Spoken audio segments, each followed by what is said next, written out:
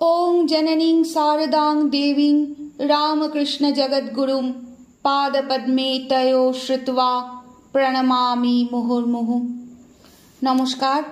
শ্রী শ্রী মায়ের কথা গ্রন্থ পাঠে আপনাদের স্বাগত জানাই। ধারাবাহিক পাঠের আজ 22তম পর্ব।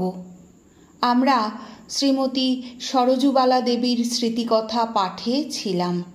পৃষ্ঠা সংখ্যা 48। 29শে শ্রাবণ, বাংলার 1325 সন। আজ গিয়ে দেখি মা ডাক্তার দুর্গাপদবাবুর ভগ্নীর সঙ্গে কথা করছেন। বোর্ডিংয়ের দুটি মেয়ে ও ঢাকা হতে একটি বউ এসেছেন। সকলে মাকে ঘিরে বসে আছেন। প্রণাম করে আমি বসলুম। ডাক্তারবাবুর ভগ্নী অল্প বয়সে বিধবা হয়েছেন। তার স্বামীর বিষয় নিয়ে গোল বেঁধেছে। ভাগ্নেরা গোল করছে। উইলের প্রবেট পেতে দেরি হচ্ছে। এইসব অনেকক্ষণ কথাবার্তা হলো। শেষে মা বললেন, দান বিক্রয়ে যখন তোমার অধিকার নেই তখন ভালো লোকের হাতে বন্দোবস্তের ভার দিও। সংসারী বিষয়ী লোকেদের কি বিশ্বাস আছে? টাকা কড়ির লোভ সামলে কাজ করতে পারে প্রকৃত সাধু সন্ন্যাসীতে। তা মা, তুমি অত ভেবো না। যা করবার হরি করবেন। তুমি সৎপথে আছো, ঠাকুর কি আর তোমায় কষ্টে ফেলবেন? তবে এখন এসো। গাড়ি এসেছে, বাহির হতে তাগিদ আসছিল। চিঠিপত্র দিও, আবার এসো। তিনি বিদায় নেবার পরে শ্রীযুক্ত শ্যামাদাস কবিরাজ গোলাপ মাকে দেখতে এলেন। তিনি যদি দেখা করতে আসেন ভেবে মা কিছুক্ষণ অপেক্ষা করলেন। পরে তিনি চলে গেছেন শুনে শয়ন করলেন এবং আমার দিকে চেয়ে বললেন, এইবার তোমার কাজটি করো। আমি তেল মালিশ করতে বসলুম। তেল মাখতে মাখতে মা বললেন, আহা, গিরিশ ঘোষের বোন আমাকে বড় ভালোবাসত। বাড়িতে যা রান্নাবান্না করত আমার জন্যে আগে রেখে নিয়ে আসত।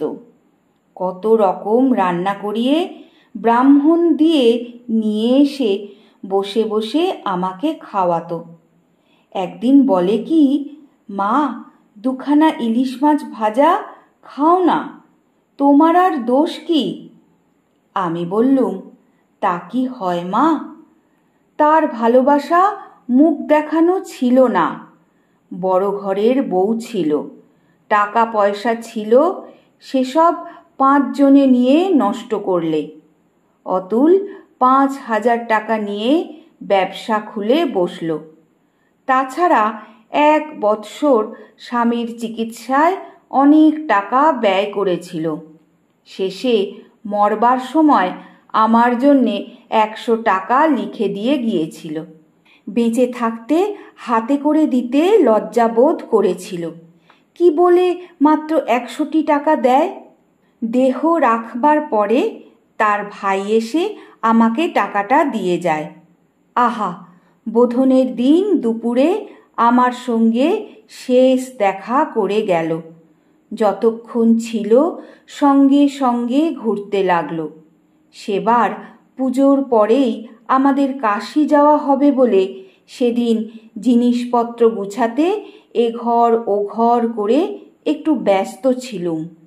যাবার সময় বললে, তবে আসি মা। আমি অন্যমনস্ক হয়ে বললুম, হ্যাঁ যাও। বলতেই থপ থপ করে সিঁড়ি দিয়ে নেমে গেল।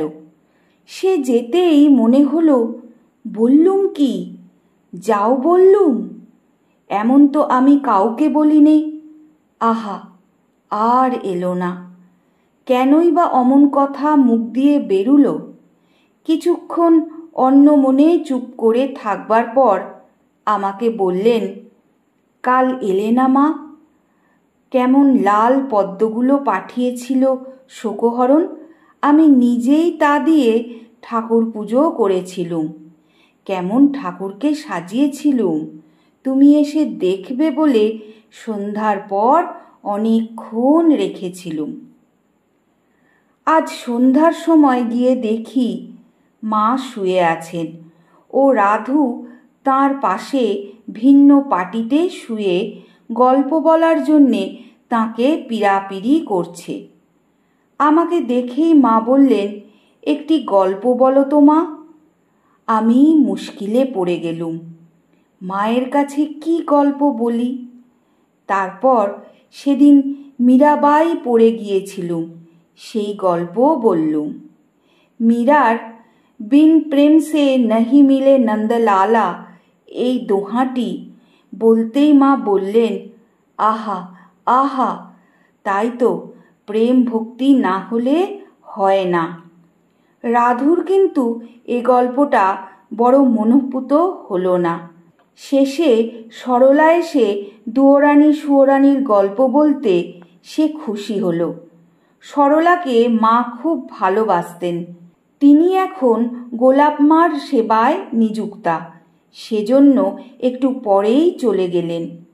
রাধু বলছে আমার পা কামড়াচ্ছে, তাই আমি খানিক টিপে দিতে লাগলুম। রাধুর কিন্তু আমার টেপা পছন্দ হলো না, বললে খুব জোরে দাও। মা তাই শুনে বললেন, ঠাকুর আমার গা টিপে দেখিয়ে দিয়ে বলতেন, এমনি করে টেপো। ওই কথা বলে মা আমাকে বললেন, দাও তো মা তোমার হাতখানা। আমি এগিয়ে দিতেই আমার হাত টিপে দেখিয়ে দিয়ে বললেন, ওকে এমনি করে টেপো। আমি তেমনি করে খানিকক্ষণ টিপতেই রাধু ঘুমিয়ে পড়ল। মা বললেন, এইবার আমার পায়ে হাত বুলিয়ে দাও, মশা কামড়াচ্ছে। একটু চুপ করে মা আবার বললেন, মঠের এবার বড়ই দুর্বৎসর পড়েছে। আমার বাবুরাম, দেবব্রত, শচীন সবাই চলে গেল। দেবব্রত মহারাজের শরীর ত্যাগের কয়েকদিন পূর্বে শ্রী শ্রী মহারাজ উদ্বোধনের বাড়িতে ভূত দেখেছিলেন। সেই কথা মাকে জিজ্ঞাসা করতেই মা বললেন, আস্তে, ওরা ভয় পাবে। ঠাকুরও অমন কত দেখতেন গো। একবার বেনিপালের বাগানে রাখালকে সঙ্গে করে গেছেন। তিনি বাগানের দিকে বেড়াচ্ছেন। ভূত এসে বলে কি, তুমি কেন এখানে এসেছ? জ্বলে গেলুম আমরা, তোমার হাওয়া আমাদের সহ্য হচ্ছে না, তুমি চলে যাও, চলে যাও। তার পবিত্র হাওয়া, তার তেজ ওদের সহ্য হবে কেন? তিনি তো হেসে চলে এসে কারুকে কিছু না বলে খাওয়া দাওয়ার পরেই একখানা গাড়ি ডেকে দিতে বললেন। কথা ছিল রাতটা ওখানে থাকবেন। তারা বললে, এত রাতে গাড়ি পাবো কোথায়? ঠাকুর বললেন, তা পাবে, যাও। তারা তো গিয়ে গাড়ি আনলে। তিনি সেই রাতেই গাড়ি করে চলে এলেন। অত রাতে ফটকে গাড়ির শব্দ পেয়ে কান পেতে শুনি ঠাকুর রাখালের সঙ্গে কথা বলছেন। শুনেই ভাবলুম, ও মা, কি হবে যদি না খেয়ে এসে থাকেন? কি খেতে দেব এই রাতে? অন্যদিন কিছু না কিছু ঘরে রাখতুম, এই সুজি হোক যাই হোক, কেননা কখন খেতে চেয়ে বসবেন ঠিক তো ছিল না। তা সেদিন আসবেন না জেনে কিছুই রাখিনি। মন্দিরের ফটক সব বন্ধ হয়ে গেছে। রাত তখন 1টা। তিনি হাততালি দিয়ে ঠাকুরদের সব নাম করতে লাগলেন। কি করে যেন দরজা খুলিয়ে নিলেন। আমি বলছি, ও যদুর মা, কি হবে? তিনি শুনে বুঝতে পেরে তাঁর ঘর থেকেই ডেকে বলছেন, তোমরা ভেবো না গো, আমরা খেয়ে এসেছি। পরে রাখালকে সেই ভূতের কথা বলতে সে বলছে, ও বাবা, তখন বলনি, ভালোই করেছ, তাহলে আমার দাঁত কপাটি লেগে যেত। শুনে আমার এখনই ভয় পাচ্ছে। এই বলে মায়ের এই হাসি। আমি মা, ভূতগুলো তো বড় বেকুব, ঠাকুরের কাছে কোথায় মুক্তি চাইবে তা নয়, চলে যেতে কেন বললে মা? মা বললেন, ওদের কি আর মুক্তির বাকি রইল?